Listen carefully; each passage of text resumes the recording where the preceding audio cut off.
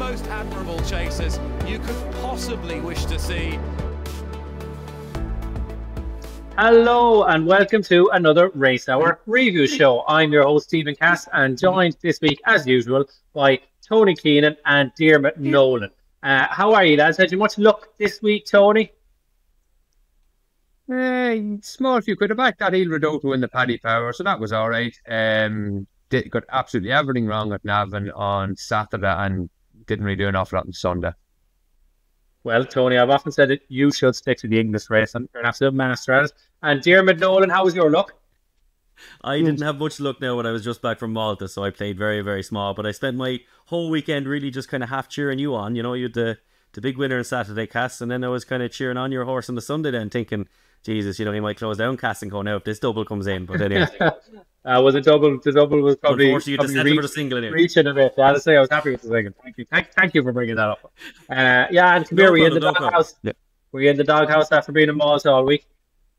I was just a sore head all week, but I wasn't too much in the doghouse. No, I kind of, was home an alright time. I came back with presents as well, which is kind of important, Cass, you know. So. Oh, good man. Yeah, how much money you spend on the wife's present now? This is great stuff. I don't know how much is a Toblerone. Right, what a generous man. So we're going to move on to our review section and what the lads want to talk about. And Dermot, we start with you. You wanted to talk about Burdett Road and what that means for the season ahead. Yeah, look, that was a brilliant Grey Wood though. I thought it was a really good race, like a class weekend. But that was the kind of, for me now, I really enjoyed that race. Burdett Road was excellent. I thought Dice Enos, I wouldn't be too hard there now after watching it back. She really travelled full of herself. I think there's still a big handicap in her. In second, Be Aware, he's going to have plenty of races in him. But Burdett Road with a line from Sergino. I mean, Sergino laughed at him last season. And like, Burdett Road to do that now, I know it's only 1-3-3, but that was still a monstrous performance from the front. Sergino could be anything. And these changes made at Cheltenham. Don't worry, I'm not going to bore our listeners with loads of talk about all these changes made at Cheltenham. But the 2 mile division now overall, with the season, considering there is no crescendo now over 2.5, you could end up with, you know, Sergino, Majborough, Ballyburn, like they're 3 monstrous horses to have in that one division. And Burdett Road for me now is really kind of, he's whet the appetite overall because A, it was a great race, but B, with a line through that horse Sergino, who obviously today was kind of laughing at Constitution Hill, he's going over fences, he'll stick over 2 miles. There's a lot to be excited about with the season ahead, so hopefully, please God, that will kind of translate through. But kind of sticking with that division as well, I thought down memory lane as well was absolutely outstanding at Nason Saturday. I thought he was really good now. The second and third probably, I don't know if they're the most natural chasers, but King of Kingsfield and Nürburgring, that's proper form. I really like the horse that was in fifth, back to normal now. He was fairly minded. Stephen Cass did say on the first podcast that he could end up being a Kirmere horse. He definitely ran like one. He was big and slow, but him there. But I really liked Down Memory Lane as well. I thought that was excellent. And then just to finish with my section here, Cass, John Bon, I listened to you on Friday when you were the only one on the show to be negative about him. He just hates Cheltenham, doesn't he? How is he a 3-1 shot for the Queen Mother Champion Chase next year? He pigged it, jumped the last. He just about got home. Cass, how is he 3-1 for a Queen Mother Champion Chase the next match? Yeah, look, he's never a horse that I took to my heart. I just think he's a bit one paced as well. But every time he goes to Cheltenham, there's something else. Like this time he kind of didn't get up the hill. Another time he did jump around. Now he was impressive once in the slower last year, but yeah, wouldn't want him on my mind at 3-1. That's for sure. The Champion Chase. Champion Chase, the race we might do one of the weeks though, because there's so many old things. And you know, the Arkin last year with Gaelic Warrior and nothing else, and we don't know what he's going to do. So probably it wouldn't be the worst race if you could find one to go fishing. We could end up this season, Cass, because of the changes they've kind of made to Cheltenham, and because of the fact there's no clear one now in the Champion Chase. That 2 mile that 2 mile chase division for novices and open company, they were the 2 really boring divisions over the last few years. They both could well be very, very, really punchy markets this year. Yeah. And the two you didn't mention were Nada Stud, who I thought was very good at the weekend. Another skeleton improver, a la Great Awning last year, and In the Pocket as well, who I would say is probably In the Pocket was brilliant. Yeah, you're right. He was brilliant.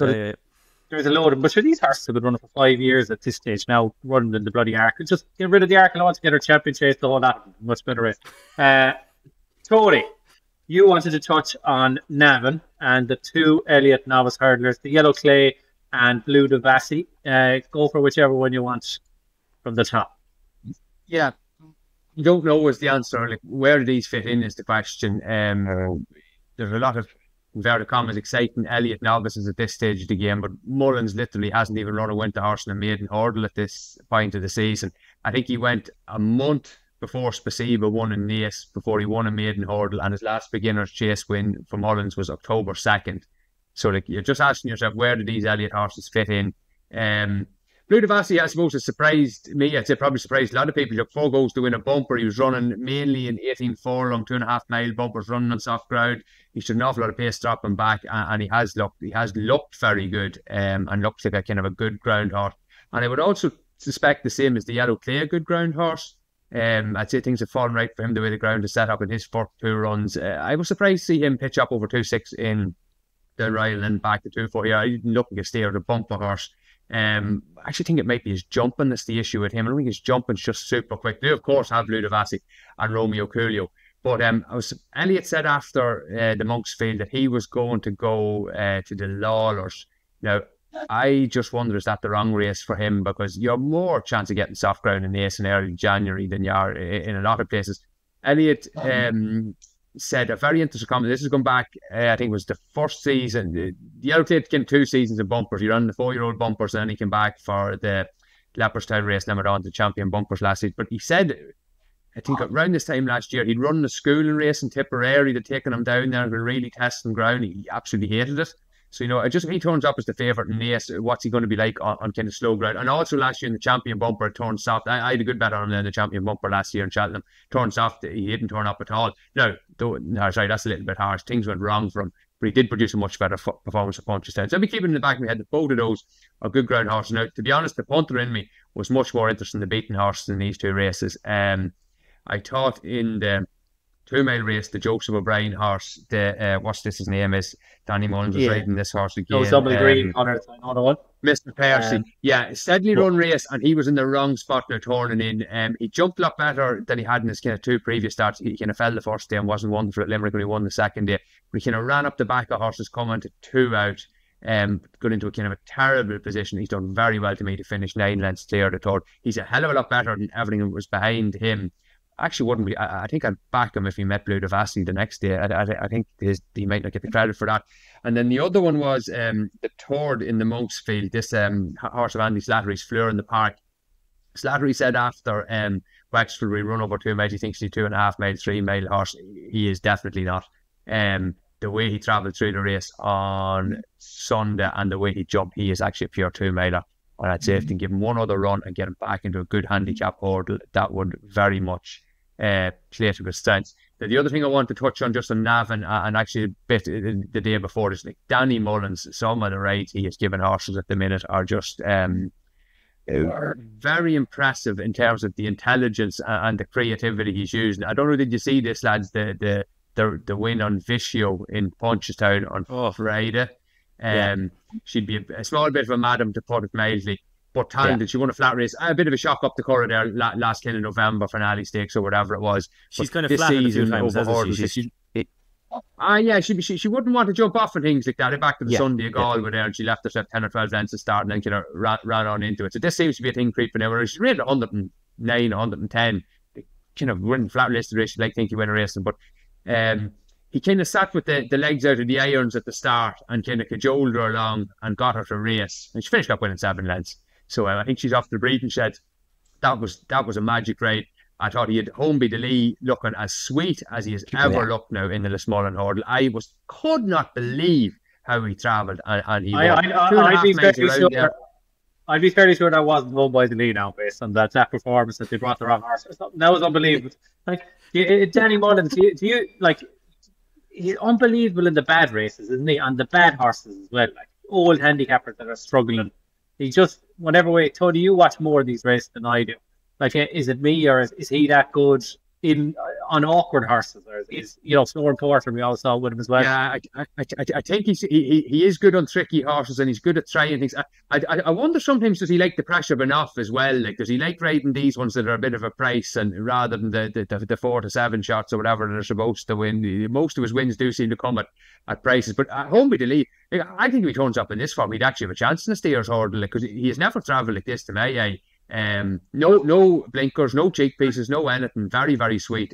Be very confident he'd have full form with Bob Ollinger if they met over 3 miles. But the best ride of all, he got beaten, was Lucid Dreams in the Tri-Town. Yeah, 100%. That horse had no business staying 3 miles at a stiff track, but he's got him onto the outside. I think the outside on the chase track at Navan all weekend was the place to be. A lot of races they didn't really explore it, although he did explore it on Solidness in the Fortria, and that horse nearly pulled off an upset too. But if you look at the Tri-Town, pause it kind of at any point, 4 of the first 5 home are all racing outside of the rail. Lucid Dreams, Stotzucchini, Percival de Galvas, and the one that was well beaten was the Goffer. No, sorry, Mars Harper was 5th.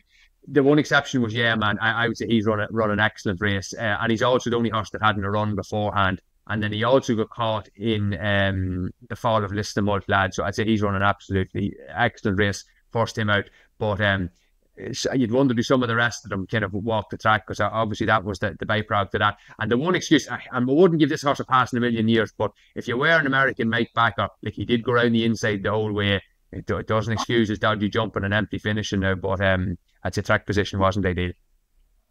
Yeah, I've always thought American Mike, he'd be better over 2.5 gunners from the front, because he barely got home at Navan the day he won last year, the 3-mile novice chase. I was hoping he might go for the Paddy Power kind of all summer, but I think it's the wrong race from over 3 miles, and he has to be fresh, so that's his chance gone. Maybe he'll go back for that 2 mile 5 handicap at Leopardstown and keep him fresh for that. That could be the race for American Mike, I thought. Okay, thanks Tony. Fair play to you. You're obviously back watching the Irish race, and good to see. The two I wanted to touch on, Il Ridoto. And look, obviously, it's fabulous performance. Shows again, you have to be handy in these Paddy Powers. I mean, every man, woman, and child says Fugitive was an eye catcher, and he was, but he was last, jumping the first, and you have no chance in these races, the old course champion like that. Il Ridoto was handy, but 2 points to note on this. Like the handicapper, he was raised to 148 after. Do you remember Brian? He was just beaten on him in the December Gold Cup last year, the Fugitive one. That was off 148, and he was then he was 3rd in January in the equivalent, 10th at Kempton, bad run, 8th in the plate, only beaten 9 lengths. He goes down £3 for that. Like going down £3 for finishing 8th in a place, like you'd go up in Ireland for that kind of form. Pulled up in April, dropped fair enough. He'd a moderate run over 2-3 a prep at Chepstow, dropped another £3. So he's got into this off 138, and I think that's just an angle you're going to have to be watching with the English handicap chasers. He is dropping them faster than a hot saucepan. Like, it's just unbelievable. And you had Freddie Ginger. Even the 4 horses after getting dropped a pound off the back of Saturday, Madara. So for God's sake, how you drop him off the back of that run, I don't know. Massive 100%. 100%, Tony, right? And he's dropped Fugitive, who clattered the first, was last, and ran a lovely race on 5th with a haze the grounds, dropped him £2. So he's now going to be running in the December Gold Cup off 150. He'll only be giving Il Ridoto £2, whereas last year he was giving him 9. So look, everyone's seeing that Fugitive, serious eye catcher on the back of that. So that's the first point I want to make on the race. And the second one is this Freddie Ginger. Like he's only 18. I remember I was on a podcast this time last year, or maybe earlier. I said, what's this fella like? Diarmuid watched more English racing than me. He said he's quite good. And my God, was that an understatement, Diarmuid? This fella's absolutely class. He reminds me of Paul Townend. He's very calm. He's always in the right spot. And he gets them jumping. And a small thing to say, just, I was reading up about him. Fair play to the young fella, because I watched a couple of interviews with him, little videos. He's only 18. He's still a child, really. I know they think they're grown-ups, but he still is a child. And he lost his mother 4 years ago when he was 14 years of age to cancer. And what a credit to himself and his father to be doing what he's doing in racing at 18 years of age. I know he has the family to give him a helping hand, but I'd say he's worked hard at it. And I just think fair play to him. Like, he went to Exeter on Monday, then rode in treble. He's riding at a 24% strike rate this season. Just he's kind of like a bit like Cobden. He's a bit more stylish than Cobden, even. He's a bit more Paul Townend. I think he's fantastic. these horses, doesn't he? Because even the Grade 1, he won last year beating Elixir beating Nuts John when he beat Bond. John Bond. Yeah, he just has these horses just like Danny Mullins there. He kind of spoke about. Like Il Rodotto has never ran as sweet as that. Well, yeah, well, Brian, he got it off 10 pounds higher. Yeah, but she was kind of, she nearly stole the race. This was a dominant, free-flowing. He's a lovely jockey. Yeah, he is fabulous. And the other horse I wanted to touch on is Slade Steel, and I just think this fellow will never ever make a chaser now. Like he'd probably, and Henry said he was delighted with it. He's probably going to win his beginner's chase now next time out. There's one small caveat in that could be the ground. Like it was good to yield in the day. He was well beaten at a Punchestown bumper. Now, John Gleeson gave him a bad ride that day. Ballyburn won that bumper. It was yielding when he was beaten at the Punchestown Grade 1 by the Mystical Power win that race last year. He was third anyway, and it was yielding there at Napa. So fair enough the ground. But the thing with him is, there's a few things now. He was rousted along for a stride at the start just to get going. I hate seeing that. He was okay over the first couple. Then he hit the fourth. He kicked the birch out of the first one down the back. Slows the second one down the back, slows his third one down the back, and really slows forward, losing ground at all his fences. Not a natural chaser at all. Not something you want to see from Henry the Bromheads. And the fence is third last at Navan when they're kind of coming back across the side, coming into the home straight. And Kintar Calanisi took 2 lengths out of him. When Kintar Calanisi fell in the hole after that, got tired, so that showed what he had left in the tank. He actually came back in the ride between the second last and the last, and he thought, right, Class is going to see this fella through. And again, a slow jump at the last. I think he made Better Days Ahead look much better than he was. And I would hate now to be facing into this fella in any chase at all. So he was the other one that I wanted to touch on. What do you think of him, Tony, now, as a matter of interest? Yeah, he looked quite awkward now in Punchestown in the Grade 1 novice hurdle. Now, you could argue there was the sharp track and it didn't suit him as much as Cheltenham, but that would be feeding into your worries. And the other thing I'd said to you, I hate horses that kind of act against their trainer's type. I hate the Bromhead horses that can't jump. I hate Elliott horses that don't settle. And I hate Mullins horses that don't travel. Because I think that's the 3 things that those 3 trainers are good at. And if you have a Bromhead horse that's showing at this stage he can't jump, well, I don't know. It's not a positive anyway, shall we say. No, but I can't remember a Henry the Bromhead horse that didn't hit the ground running and stay running, rather than, like Bob Ollinger, Tell Me Something Girl, Hidden Valley Lake. That horse jumped the fence as well, didn't he? Before going back over hurdles. Yeah, he had a bit of a disastrous experience at Navan around this time December time last year. Yeah, which was worse again. But Henry the Bromhead horses, they just tend to be either excellent at it or they just never quite excellent, because he's probably jumped about 200,000 fences by now at home, Cass, before even that happened. Yeah, loose schooling is how they do it. Like they don't have a jockey on their back and they're loose schooling in a big shed frog world. So he would have jumped, 100 times at least. So he has to practice. That's the way Henry does it. I was watching the race with my dad, and even my dad now would be a Stonewall Eustace judge. He was saying, "Gee, that's terrible jump altogether." And I heard loads of people, even the race post analysis says, like, what a lovely introduction, and he jumped well in the main. And I was watching a different race altogether anyway, that's for sure. Okay, tracker horses. That's our next section. Look, I'm going to put Fugitive in as mine just because everyone else has and their mother. And quickly, I would just say, because it's so obvious as well, I thought that Elliot's horse, oh God, I'm going to be one of these people, I can't remember the name of the horse. Elliot's horse in the Phillies listed bumper on Sunday to finish third. Thought she travelled very, very well. Swing Davis, I would say she was half cooked now. That's what the market said otherwise, but I think she was her first time on track, but she'd have stabbed knee action as well, Tony. So a bit of soft ground next time. I thought she looked like she'd a really good engine. So if you got to spin into her, and then you're looking at the mare's Cillian Mare's bumper at Leopardstown, I'd be very interested in Swing Davis, because the ones that were in around her had a lot of experience, whereas her first time on track. I'm glad now you kind of have to agree with me there, Tony, by the sounds of it. Tony, stick with you then, your tracker horse. Yeah, I've kind of mentioned 3 here already that I would be interested in. That is, what do we call them? Mr. Percy, Fleur in the Park, and man, go for one from another race as well. Yeah, I'll go back to the maiden hurdle. That there was another upset for Elliot in the mare's maiden hurdle on the Sunday. What won that race? Tom Hogan won it with Cast a Spell. The Bromhead had 2 runners in it. One of them seemed to be much more fancy than the other one. Magic Day was the fancy one, but I thought the stablemate, Belle the Tigress, was quite eye-catching. It was her first appearance on any kind of track. She hadn't point to point or flat form or anything like that. Kind of raced her mid division, looked very much like it was education. She jumped fine, but not fast. So to me, it looks like that was over 2 miles. She'd want 2.5, and her breathing is all kind of stamina. She was kind of outpaced after 3 out. 3 out has kind of changed the nav, and they've taken a hurdle out of the straight. It's probably less of a jumping test, which maybe suited her. But she kept on very well. She was faster than anything bar the winner in the final furlong looking at the section. So yeah, I think might be above average improvement with her, considering there is no point to point background with her.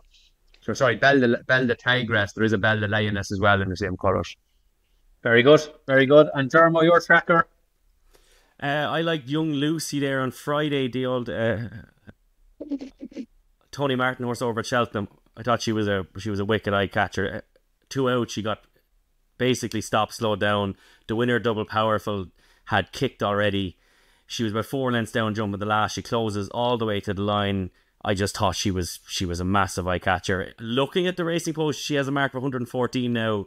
That would suggest that she's been dropped by £1, but I'm not sure whether they might have just been using the Irish mark now, so that mightn't be actually the kind of mark there. But 115 again next time. Young Lucy looks a winner. I'd say now Daniel King, who got your horse completely right on Saturday, I'd say if Daniel King could go again now, he wouldn't go for the gap that he went for 2 out. And this horse now looks like there's just, she will win a decent race at Cheltenham. Probably in that kind of that meeting they have in December or January, there's like handicap hurdles there for her, so could it definitely. And then watching back that replay, she's definitely. And then Cass, we're kind of kicking on onto the next section now, because I was watching this replay just back and I was thinking about it all. You the big topic that you wanted to talk about this week now was that article in the Racing Post, Cass. Yeah. I Patrick Beach, who's said I love reading now. I don't know, could I sit down and listen to him over a pint, because I'd say I'd imagine he's the kind of fella, he does commission Easter eggs of himself and eats them. Like he's but he is great entertainment. Like I think you have to respect him. In fairness, you're no shrinking violet yourself, so the two of you bashing heads probably wouldn't be the most optimal conversation. Yeah, well, you'd have to sit at the bar and leave down the back, or Tony. I have to be right, but at the same time, like it depends what pub you're in. I'd say you have home grounds and pubs, and if you're in my own Patrick Wheely's, where Dermot's been a few times, like it's one thing. But I'd say now the wine bars that Patrick Beach would be bringing me to might be a different story. I'd be off the bride there now. Anyway, look, it was a brilliant article. I said he was talking about how he's buying a lot of bloodstock now and so on. But there was one little thing at the end where he was asked, "Have you any advice for hunters getting going now where they might get an edge?" And he said video analysis, that the algorithms, which Tony, someday you might explain these algorithms, because I'm old school, I can see them impacting exchange markets and so on, but I don't really know how they work. I don't really know the volumes of money, and I don't really know how they're impacting them. So Tony, that could be one for another week. But anyway, Patrick Beach says that watching replays is an edge, because there's not as many people doing it. He did it himself.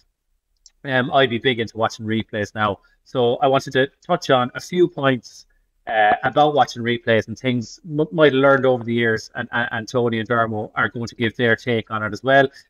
This is all subjective stuff. There's no right answers, of course, but I'll just make 4 points on this now. And the first is the start. So if you're watching the start of the race, and a very good case in point now was Down Memory Lane on Saturday, who, this drives me mad if a horse gets a few legs free at the start. So imagine myself, Dermo and Tony and lining up with a 400-metre hurdles, and one of us gets, 6 legs up of a start. It's very hard to make that back. Just because you give it away at the start, it's as valuable as any part of a race, if you ask me.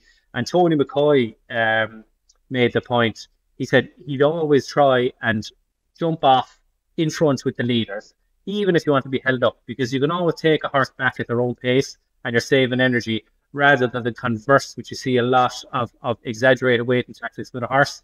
You let the horse in front jump off 10 legs in front, which you have to make up there.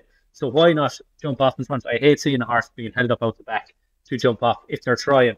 And I really think Down Memory Lane now is a case in point where that form is hugely exaggerated, because he was about 6 lengths clear jumping the second because they let him go. And in behind you, the few JP, non-jiggers, and King of Kingsfield. So I definitely wouldn't be getting carried away with him. Slade Steel did a tiny bit as well, but not as much. And you compare it to Freddie Gingell on Il Ridotto.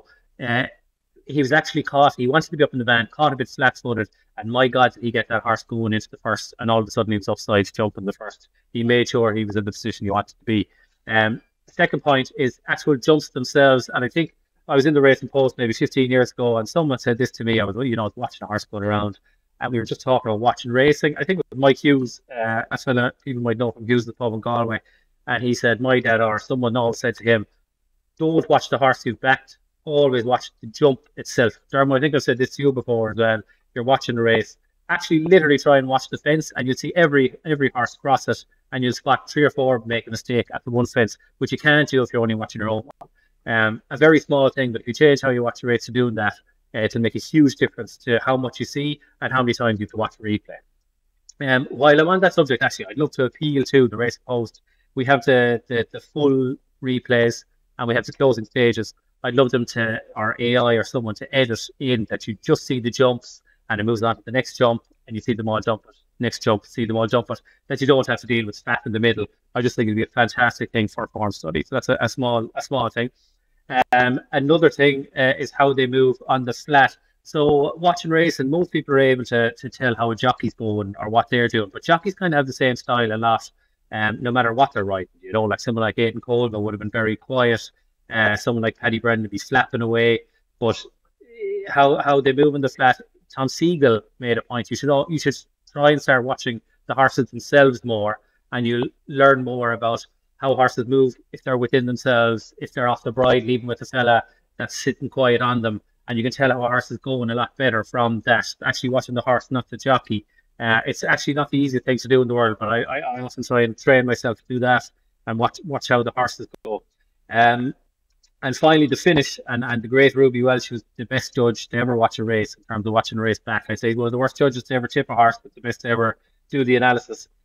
Ruby always says to watch at the finish. He loves to see a horse absolutely bombing through the line and hard to pull up after. So I'd often watch for that in the finish, because sometimes you could see a horse, especially at Leopardstown at Christmas now, they might win a beginner chase by 15 lengths and they're stopped to a walk 4 or 5 strides after the last on soft ground. Which is, a kind of a warning sign. So even probably easier watch for that. Watch if they slow down to walk very quickly. You could sort of say they might add as much in the tank as the form book suggests. So therefore, kind of, the start, the jumps, how they move, and the finish. Look, might have sounded, bit going on a bit too long there, but look, they're little things I would have picked up over the years. Tony, you probably have a few points jotted down as well. Yeah, it'd be long-winded. That article is very interesting. There's so many other things about integrity in Hong Kong, things. We might come back to them another time. Look, you were asking about process. Like, I can't do this at the time of the race. I'm too involved in the race. Forget about it. When the race is on during the day, I've had a bet. Useless. So I'm kind of doing this after the race is over. I kind of focus my stuff on the weekend, the better stuff. So Sunday, Monday, Tuesday, I'll take a meeting or two, usually the good meetings, sometimes a meeting where there was something interesting happening, maybe in terms of a bias, and I'll have a look back at them. Not every meeting, I wouldn't have the time to do it. Now, I'd probably start out by looking at the times, the overall times and the sectional times, and that's more to see how the races were run. Then I watch the replays, obviously. I'll come back to what I'm looking for. When I've done that, that takes the most time. I'm taking notes as I'm going. Then I go to the IHRB and I check out what were the excuses for horses. Was there anything that lost its action, bled, etc., etc. Then I go to irishracing.com, which is, for Irish racing, far and away the best comments post-race from trainers and jockeys. It is such a brilliant resource, free, and they get real depth. There's always interesting stuff in there. And I put it all in there. Word document for flat season, the jump season, whatever it is, and I work from there. Now, the other thing, I watch them always on Racing TV website because they're HD. I don't know how people are watching them anywhere else because the quality is just not good enough. So I'll be doing that. How many times I watch the race? It depends on the race. It's made an order once when there are only 3 contenders, but like some of these more competitive flat handicaps and things like that, a few more times. What am I looking for? Stephen's covered a lot of stuff there. Look, I'll take all day, but the biases, attitude is actually massive. Intent, you know what that means. I'm not going to call it what it actually is. Good and bad raids, how impressive, trouble, what the pace, jumping is, all that type of stuff. But I would actually be big on finding horses to oppose as much as anything, like kind of hard negatives. Like the one I would take from the weekend is Safarur. He was second in the good handicap order on Sunday. I am absolutely I'm dead on this horse. I don't think he's related to Genuine. And I think Gordon Elliott kind of made an excuse pre-race. Not made an excuse, but he kind of said he's a bit worried about the trip. And I'm hoping that's going to factor in the next time he runs when he drops back. He was 2.6 on Sunday, come back to 2.5. People had excuse him. I think he was looking to win behind. He held his tail awkwardly. The one race he won over fences last season, horse of Double Green and Mullins just fell when he was a mile there, finished up running the Arkle afterwards, can't think of his name. He ran well in the Grand Annual, was coming off the pace. So no, he's a horse I don't like at all. So like, then I compare it with again, this is just totally personal preference, and I do have a bias, a little bit of a foot in the camp, but I compare it to Time Form Notes. I don't like the racing post analysis. I think Time Form's post race analysis is better. But I'd always come back to something Patrick Beach said in his betting people. The one that I love most of all is TFW, Time Form Wrong, because you listen to that one, lads. He was on about his two. Yeah, he was on about RPW and TFW, racing post wrong, Time Form wrong. So he was saying like whatever they've got in the notes, he thinks let's not say wrong, but a different interpretation. So obviously I love to see that. Like if they miss a horse that's ungenuine, I do actually realise that these people can't be calling horses pigs because they're in the mainstream. They can't be. Sorry for me to write in my notes that the horses are total this, that, and the other one. No one else is seeing it. But the public sphere, you can't really be doing that. That's just not right. But that's the thing to be looking out for when you're disagreeing with kind of the mainstream. The one thing, like, look at all of these form useful things for study later on. Like, and people have pointed out that you can be far too wed to these eye catchers, trackers, positives and negatives. But I personally don't know any other way to do it. Like when I'm studying racing for the weekend or the good meetings, like, it's just having the time to be studying every horse back. And I also think you're a bit more detached to the two after it anyway. Now, another thing there that Beach said, like, he was talking about being a good race reader. I'm not saying I'm a good racer either, by the way. I've tried to get better at it. I work and swap notes with a couple of people who are way better at it than me. Some of the stuff to spot, it blow your mind. But it takes a lot of time to do a meeting right, especially a jumps meeting. And it's intense time. You have to be paying attention. And it can get very frustrating there because some meetings are just bad to review. And you don't bloody realise you're into race 5 or 6. Like this meeting is bloody boring. A lot of the time, it's actually sometimes the big meetings, but the racing can be quite one-sided. Like, and some of the real gallop and fair tracks, some Leopardstown Corras maybe can be a little bit like that. And also, like, I know you guys are mad for the accountability, putting this stuff in the spreadsheets and the trackers and all this. The only thing I'd say about that, like, there are levels to track our horses. Like, you're looking at a horse sometimes and you're going, geez, I'd love to have a good bet on that the next day. And then the other one you're saying, I'd like to bet that at 50 to 1 in a certain setup that might never happen for 18 months. And you just don't know. Like, sometimes what you think is obvious isn't obvious, and sometimes what you think is the most clever eye catcher of all time is put in 4 to 1 the next day, and you're going, what, 4 to 1 to 16 on a handicap? How did they come across this? But yeah, I would come back to Patrick Beach is saying, like, I'm doing more of this now than I've ever done before, or trying to anyway. I do find it hard. Don't think it comes naturally to me. But funny, you're talking about the subjective part of it there. I'm Diarmuid kind of a cut with me back for this now. If and when these two horses win, he mentioned a couple of horses the first 2 weeks, like Mossy Fen Park. I don't think he's genuine. I've seen enough of him now. Hurdles, I thought he was going in behind. Who was it? Firefox the first day. Yeah, I think that looks better than his. I'd love to be taking him on the next day.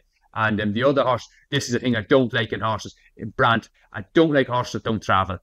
He didn't travel that day up and down Royal. That kind of debt on horses like that. Nolan had one of them there on the weekend, Maxie McFord or whatever his name is. He was fourth in this Sequoia Spur race off the bridle the whole way, plodding on. There's an issue with those. When they don't travel early in the races, there's a problem. So yeah, sorry, Stephen, you thought you went on there. I took the biscuit, sorry. No, that was very impressive and very interesting, Tony. There was a lot in it now, but like, geez, what I'm taking from that is where do you get the time right? A genuine question, on average, right? So you're saying you're going on this maybe Monday, Tuesday, an average week, and you're coming on here or whatever. How long are you spending at it if you're reviewing meetings like that? Well, see, like this weekend, the jumps is easier, like, because it's only 4 or 5 meetings, and the flat, like, I'd only try to do maybe 2, maybe 3 meetings a week, so probably spend about somewhere between 4 and 6 hours reviewing there in a Monday and a Sunday. Then I'll do a bit of writing for the Irish field, put something together on that, probably based on what I've seen there, and maybe another piece, something different, maybe something to do with stats, and then coming around to studying the racing at the weekend, I'll probably spend. I do a column for the sport and life, so like you have to kind of put in 3 or 4 hours maybe to study that meeting, and then writing it up actually doesn't take that long of a time, and then I'll study Saturday meeting for myself. I'll do that properly, kind of 2 or 3 hours, and maybe just not as much as I'm only doing it for myself. And looking at bits and pieces of racing then during the week as well. But I'll be betting a lot, trying to bet those tracker horses, provided the price is right. But there is nothing to beat, like, when you've studied a meet. Actually, that's another point. When you've actually studied a meeting and then you go to review it, having studied it properly, you'll do a far better review rather than kind of, I'll sit down and watch this racing back and you hadn't a clue what was running beforehand or preferences or what. You have to be expecting something. Now, you can't be, if something goes our way, it's completely different. You have to take that on board. But having some idea of what might happen, I think, is a help anyway. Yeah, but sure, like, it's practice. Like, I always think something you'd say to, like, someone's getting into racing and they say, just watch race and watch more and more races. The more you watch, the better you are at it. You know what to expect. If you're watching all the weekend racing, at least, you'll know all those horses and get to know. People are always on to me about loving Dundalk. What I love about Dundalk is it's the same form week in, week out. If you watch every single race, you can't help but know the form. So if you're watching it, you know the intricacies of the course and the way it's riding. But Dundalk completely flipped to, it used to be the inside rail and now it's all the near side. So if just watch as much racing as you can. You don't have to have a bet. Like, I'd have the racing channel on at home all the time. I'm in the kitchen making dinner. The racing channel's on, and it could be Linkfields. No way am I having a bet, but it's on, and you're watching racing and you're learning. Only two things to touch on there as well. One, the tracker horses, you said Diarmuid and me are mad on it. Jesus, I certainly am not anyway. So that's like, I can't stand this tracker horses and fellas saying back this on next 3 starts. Sure, you don't know the makeup of the race or the market or anything like that. What he was saying was the sheet that we put together to keep us accountable that we put together this year, not that we follow horses for the rest of the season. Yeah, but kind of there has to be a bit of nuance to it. Yeah, you have to be able to take it on its merits. Yeah. There was to watch, but they still need the conditions, and you have to on its merits as right. And the other thing, trainer quotes. I absolutely love these, and no one places any mass in them. I think when you get to know trainers, you can really get to read. Tony, you seem to place a bit of stock in them as well, like the Irish race. Just give you an interesting one from this week. So, like, Gordon Elliott would usually be a man for having quite a strong team of 3-year-old hurdlers. You'd often think the best would pitch up and down Royal, and another good one would have run at Navan on Sunday. He did have 2. I think both of them were Jigginstown, and the 2 of them were completely dead in the market. And the one in down Royal didn't run wonderful weekend out of the one on Sunday ran okay. But I did read something interesting there. He's a piece up on Irish Racing. He must have been interviewed on Monday, or maybe it was earlier today. He said that he was just talking about horses going to Fairy House, this, that, and the other. What he did say was, I'm very late in the juvenile hurdle division. So I would wonder, has he just not got any 3-year-old hurdle? So that, to me, that was very interesting because it backs up what the market is saying. It backs up what the first 2 have run. So, again, if one of them turns up at Leopardstown at a short price in a good race, God, well, maybe I'll look elsewhere. So that's just an example. Very good. Dermo, anything? I know you wanted mainly to be Tony and myself looking at this, but anything you wanted to add in or take from us? No, I'd be similar to only this year. So last year, the newborn baby, and I was, you'd be struggling through the whole year now to find the time. So this year now, I've kind of been.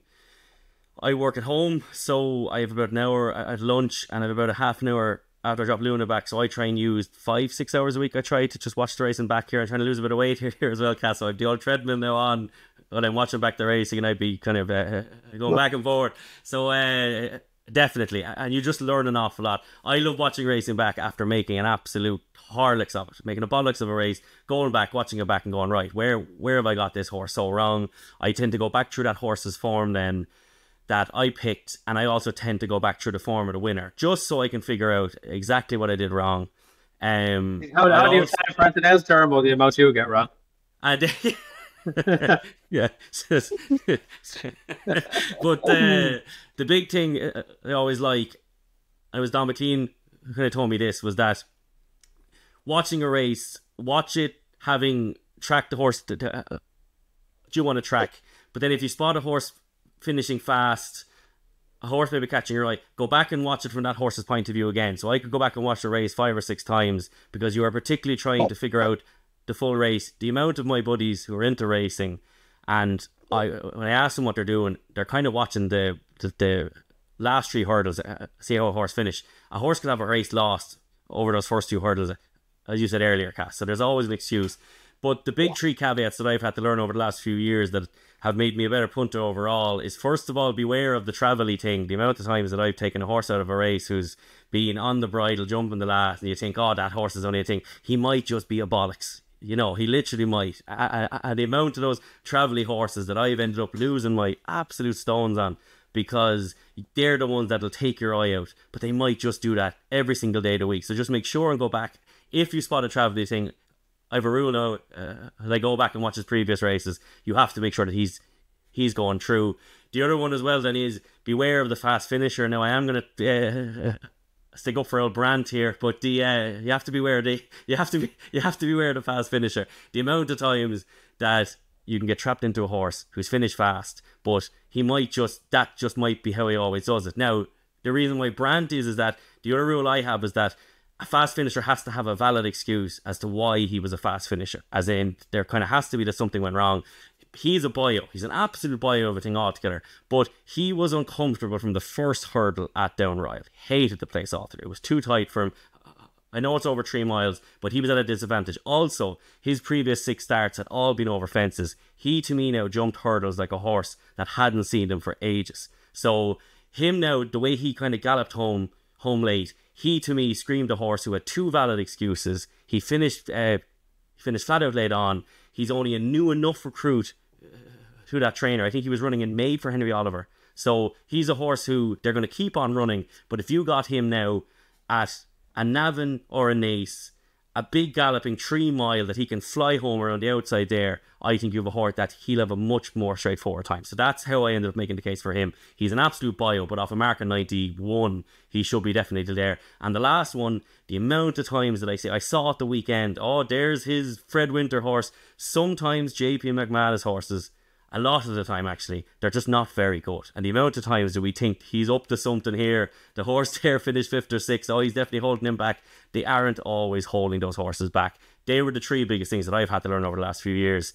Definitely the biggest one for me was the old travel-y thing. But definitely McManus. The amount of times that I hear people making excuses for kind of one of his horses, and that, he's not off there now. A lot of the time, they are actually off, and they're just not very good, that is the way of it there. But you just never stop learning, Cass. That's basically what I've kind of learned over the last few years, and I'm just putting in serious time now, and the more time you put in, the more you are spotting these things, and hopefully it does pay off eventually. As you said, I'm getting more wrong than right of late anyway. We all do that. One small thing I'm watching the JP horses, like I'd be fairly of the view now that like a lot of them aren't trying, or they're out for spin or they're not fit, whatever we want to say. Like the likes of No Flies on him the other day, and like Birdie Bus was an eye catcher. But I think if you're riding horses out the back, you start to disappoint them a lot, and you end up these horses build up a profile of 3-4 runs like that, and then they have an okay run, and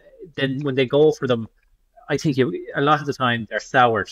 And that happens to the green and gold quite a bit, I think. I'd be very wary. I know the way you're thinking, Cass. In the Kim Weir nearly lost his race over the first 3 hurdles, because I'd say he didn't know what it was like to have the handbrake off, really, to be honest. Maybe. Yeah. Like I just wondered, does it sour the horses? I kind of have a punting rule. No Jim Buzzer can't get them right. No Mark Johnston can't get them right, and no JP just can't get them right. Like, and I just think you might think you spotted one, but they might go for one in the morning, and be 5s into 6-4, sure, it's out to 8-1 at the office. I think that happens the whole time. I just kind of steer clear of them if I can. Tony, those JP ones, we're kind of going off topic, but we're not really, because we watch a hell of a lot of races. Not at all, no. And a hell of a lot of maiden hurdles and beginners chases where they're not ridden close to the pace, shall we say. I'd have to have a think about what I was going to say on this. I do think a lot of these lads are playing chess and we're playing checkers, and I don't be a massive fan of getting in the way. I like the kind of playing races where I think I can have something different, but trying to outsmart these guys, I'm not a fan of trying, to be honest. But I'll have a think back and see, is there any examples of horses that maybe I've got totally wrong or totally right in his colours. But I tell you, Stephen, if you're not backing his horses, you're ruling out a hell of a lot of horses now. That's the only thing. I'm not saying they're easy to figure out. There's a lot of horses there. Yeah, I like the Grade 1 horses. And sure, like my favourite horse in training was probably Spillane's Tower. And Esper Dallin was one of the best wins I ever had. And I've no problem backing the good ones. But the one, when I'm looking at handicaps now, as a general rule, I just won't bother with them. And if they go and beat you, fair enough. But I tell you, if you're backing his blind and handicaps, you'd be doing better backing against them. Do you know what I mean? So no problem. You'd rule out his 10 or so in the Paddy Power Christmas. Yeah, I could go near them, and then I just mightn't have a bet. I find Irish handicaps awful because you don't know what's good. Like the Paddy Power, you don't know what's trying, what's a national prep, where they're going next. Are they going for the test days of the prep? Willie might have 6 and Elliot have 10. I can't bet in those races. I didn't have a bet in the Troytown. A race I used to love, but sure, it's completely ruled from Elliot having 12. How can you know? I didn't have a bet either, actually. I had no too. Yeah. There's no way I wouldn't have had a bet in the Troytown 10, 15 years ago. I would have really studied it. I didn't even look at it. I just find it very dull. And I find the whole Irish first half of the season very dull in that Willie gives Gordon a little wave and you go up down Royal and Nav there and I'll take watches down now this weekend coming. And that's boring. Like the English handicap chases are a much better product. Like that Paddy Power was a fabulous race. The Coral Gold Cup next week. The Grey One over hurdles was a powerful race as well. Yeah, it's fantastic race. To name an Irish handicap that will be any good all year as any of those races, and I would say there isn't one. Even the Irish Nationals completely just jiggles on JP as well. I'd be a big fan of UK handicaps as a product. I think it's fantastic. I don't know what we're even talking about. We're going around and we're kind of going off all directions. But, look, speaking of now, and this actually genuinely the same point. Like this part of the show, we're meant to move on and look towards the weekend's racing. Obviously, with Betfred Chase.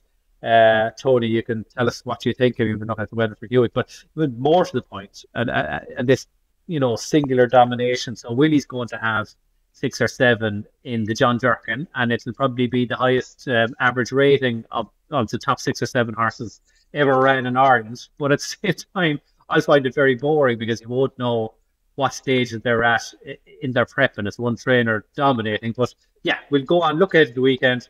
John Durkin, Tony, Betfred Chase, and your thoughts on those. Okay, we're starting to John Durkin. I actually think it's a perfect lead in what you've been saying beforehand. Absolutely, to me, the John Durkin, just no way would I touch this for an anti-post bet. And to be honest, on the day, I think it's still pretty difficult. You've got 2 of the sort of very difficult punting puzzles in Irish racing there. You have JP McManus with 3 of the hot novice chasers from last season. No one knows what's going to run, and no one knows what's going to be fit then when they have actually declared. And then you're coming into Sunday, and you've got Mullins, again, various stages of fitness. As I've said, like he's gone a month without running the winter horse, really. So to me, that John Durkin, I'll have a look at it. Maybe something will jump out at the prices, but I think you're facing 2 very difficult challenges there with Mullins' fitness and tactics plus McManus' fitness and intent. And then the Morgiana, like I know Lossiemouth and Ballybourne are in here, and Statement. Like I'm kind of be surprised if anything other than Statement runs out of those 3. I am quite keen to chance brighter days ahead, either in this or the Newcastle race. But to be honest, I really just don't want to waste a bet trying to chance and figure out which one it is. So I think I'll just wait until she's actually declared and then back, or there's actually a certain decision made on her, because he still doesn't seem to have decided.